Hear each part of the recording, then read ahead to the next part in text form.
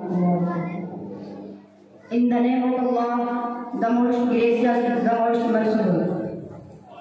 Before starting my speech, I would like to say thanks my dear Janab Maududi Sir and all teacher staff who has given me this golden chance to speak from here. I wish you very happy Republic Day. It is an important day for all the Indians. Today when a few fellow Indians talk about the fear of losing basic rights that the Constitution of India come into effect. Our Constitution gives us a few rights and a few responsibilities too. We are a democratic country. In society, we have different caste, religion, or many other things that separate us, but on a closer picture, we are all Indians. The beauty of our country is we have different languages and we are all confused and different, but on national festival, we all stand as a united force.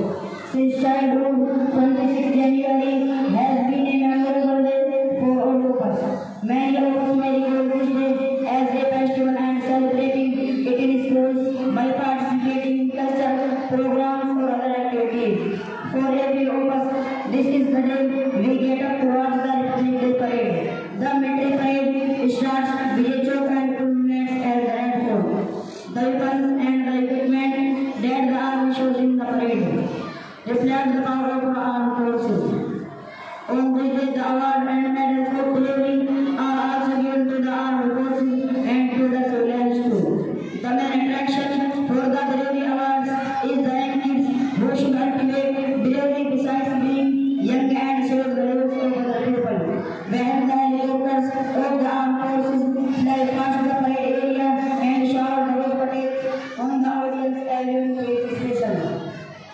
The program ends with the national anthem. Whether you are at home or watching the parade personally, you get up to watch the national anthem.